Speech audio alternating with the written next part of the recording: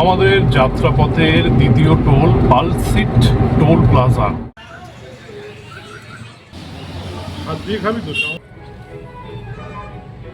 270 kilometre পথ পেরিয়ে প্রায় 5.5 ঘন্টার জার্নি করে পৌঁছে গেলাম।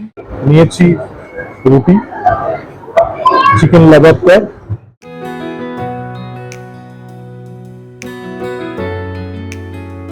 বর্ষাকালে জলপ্রপাত দেখতে কার না ভালো লাগে। কোথায় যাব ভাবতে ভাবতেই মনে আসে ভারতের কয়লার রাজধানীর কথা। এখানেই রয়েছে উশ্রী ভাটিন্ডার মতো জলপ্রপাত। সেই আকর্ষণেই বেরিয়ে পড়া। 250 কিলোমিটারের বেশি রাস্তা পেরিয়ে চললাম ভারতের কয়লার রাজধানীতে। ঘুরে দেখব রামরাজ মন্দির, ভাটিন্ডা জলপ্রপাত, উশ্রী জলপ্রপাত প্রভৃতি। পেরুচ্ছি প্রথম টোল ডানকুনি টোল প্লাজা। আগে থেকেই বুকিং করা হয় হোটেল সাই ইন। 2 রাত 2 দিনের এসি ডিলাক্স রুমের ভাড়া পড়ে 2800 টাকার মতো। আমরা সপরিবারে 4 জন, স্বামী স্ত্রী আর ছোট 2 পুত্র। 80তম স্বাধীনতা দিবসের পবিত্র ভোরে 4 চাকার বাহনে বেরিয়ে পড়া। রাস্তাটা একটু বলে নিই। নিমতার বাড়ি থেকে বেরিয়ে ডানকুনি, দুর্গাপুর, আসানসোল হয়ে ঝাড়খণ্ড রাজ্যে, সেখানেই গন্তব্য। এছাড়াও এখানে আসা যায় ট্রেনে বা বাসে। হাওড়া বা শিয়ালদহ স্টেশন থেকে সরাসরি ট্রেন পাওয়া যায়। সময় লাগে আনুমানিক 3.5 ঘন্টা থেকে 5 ঘন্টা। জনপ্রিয় train Shaktipunj express, black diamond express, coalfield express. কলকাতার এসপ্ল্যানেড, বাবুঘাট বা ডানলপ থেকে বাস ছাড়ে। সময় লাগে 5 থেকে 6 ঘন্টার মতো। রয়েছে গ্রিন লাইন, শ্যামলী ইত্যাদি পরিবহন সংস্থা।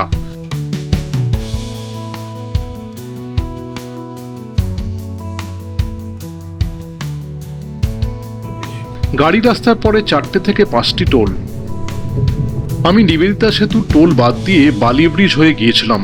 রাস্তায় পেয়েছিলাম ডানকুনি, পালসিট, বাঁশকোপা ও ঝাড়খণ্ডের বেলিয়ার টোল। রোজ 4 মতো।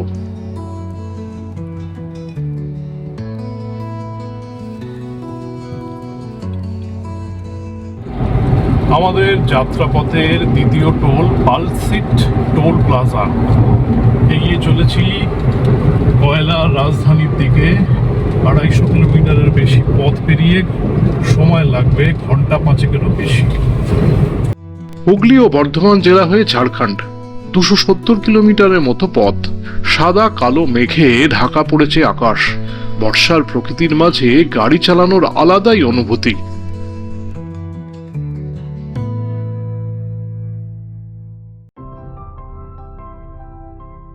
12 নম্বর জাতীয় সড়ক, এরপর 19 নম্বর। পৌঁছলাম বর্ধমানের শক্তিগড়ে। এই মুহূর্তে বর্ধমানের শক্তিগড়ে সেরে নেব প্রাতরাশ। আবার এগিয়ে চলবো গন্তব্যের দিকে। প্রাতরাশের পালা। সকালে জলখাবার নিয়ে গিয়েছিলাম বাড়ি থেকেই, পরোটা ও আলুর তরকারি। কিন্তু শক্তিগড় বলে কথা, ল্যাংচার স্বাদ থেকে জিভকে কিভাবে বঞ্চিত করি। আদি ল্যাংচাধাম নামের দোকানে চা পর্বে নিলাম ল্যাংচার স্বাদ। খোয়া ক্ষীর দেয়া বিখ্যাত এই মিষ্টি 20 টাকা করে, আকারে বেশ বড়। সঙ্গে নিয়েছিলাম কচুরি তরকারি। এক প্লেটে থাকে 4টি, দাম 30 টাকা।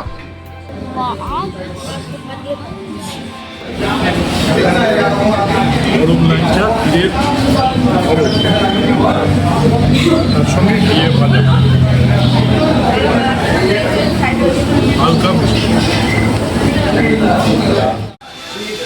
দোকানে বিভিন্ন দামের ল্যাংচার পাশাপাশি মনোহরা, সোনপাপড়ি, রসগোল্লার মতো অন্যান্য মিষ্টিও সাজানো ছিল। শক্তিগড় ছেড়ে এগিয়ে চললাম। পেরিয়ে গেলাম 3 নম্বর টোল। আর ঘন্টা 3-এর মধ্যে পৌঁছে যাবই আমাদের গন্তব্যে, অর্থাৎ ভারতের কয়লার রাজধানী।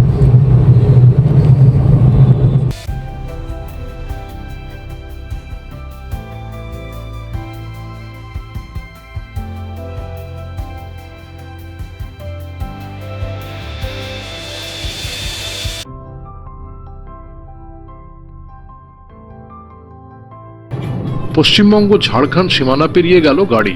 মাইথন ছাড়িয়ে পাহাড় চোখে পড়ে।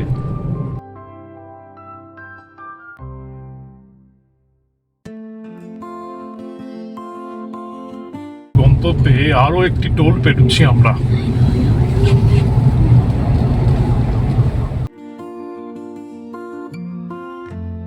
তবে তীরে এসে যেন তড়ি ডুবলো। গন্তব্যের কাছাকাছি পৌঁছে জ্যামে আটকে পড়ল গাড়ি। প্রায় ঘন্টাখানেক সময় নষ্ট। ঝাড়খণ্ডে 19 নম্বর জাতীয় সড়কে উড়ালপুলের কাজ চলায় এই বিপত্তি। ধানবাদ গোবিন্দপুর রাস্তা থেকে 18 নম্বর জাতীয় সড়ক ধরতে সময় লেগে গেল। বিরতি সহ 7.5 ঘন্টায় পৌঁছে গেলাম দেশের কয়লার রাজধানী হিসেবে পরিচিত ধানবাদে। ঝাড়খণ্ড রাজ্যের দ্বিতীয় বৃহত্তম মহানগর ও শিল্প শহর। গোটা রাস্তায় গুগল ম্যাপই ছিল ভরসা। 270 কিলোমিটার পথ পেরিয়ে প্রায় 5.5 ঘন্টা জার্নি করে পৌঁছে গেলাম ভারতবর্ষের কয়লার রাজধানী ধানবাদ। ব্যাং মোড়ের কাছে আমাদের হোটেল সাইগিন, ওজোন প্লাজা নামের শপিং মলে। ঘরটা দেখিন।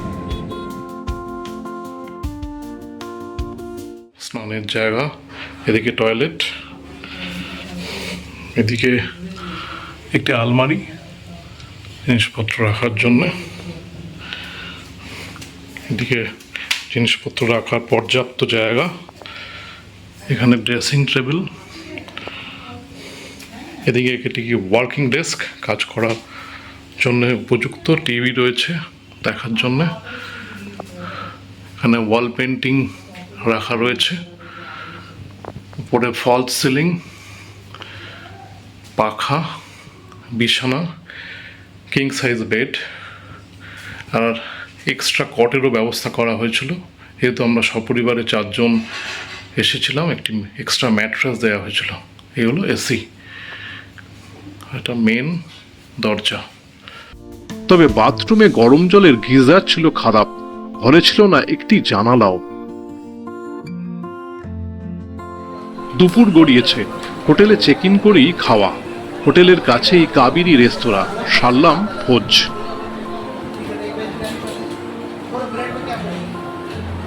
দুপুরে খাবার খেতে এসেছি এই রেস্তোরাঁয়।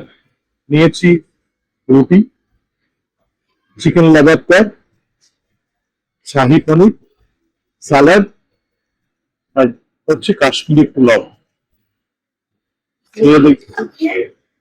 আর বাচ্চাদের জন্য হচ্ছে বাটার নান, আর এখানে রয়েছে তান্দুরি রুটি। হ্যাঁ, बाद में तो ये देखिए आई पनीर মিষ্টি মিষ্টি, ঝাল একেবারেই নেই, বাচ্চাদের জন্য বেশ উপযোগী, ভালো খেতে।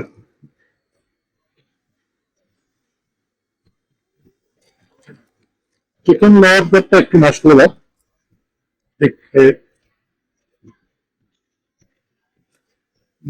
নোনতা মশলা, তবে ঝাল কম। এই হচ্ছে কাশ্মীরি পোলাও।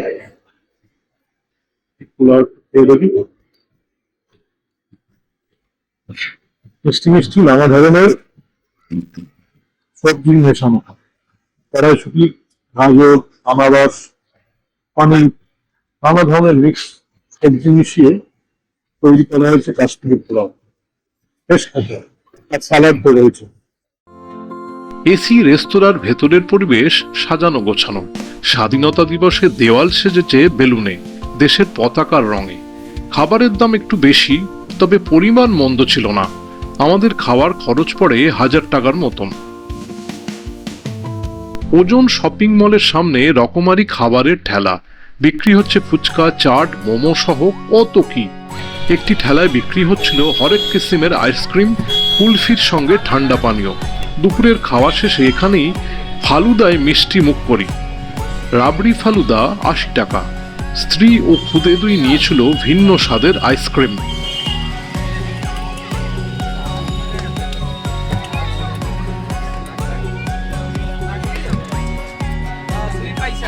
क्या क्या आता है? आइसक्रीम राबड़ी वाला आता है ना, और क्या क्या है? ये क्या है?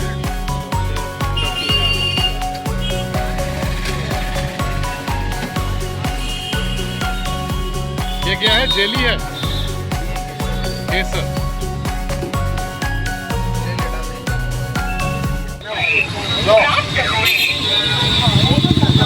রাবড়ির আইসক্রিম এবং ফালুদার টেস্ট বেশ সুন্দর, টেস্টি।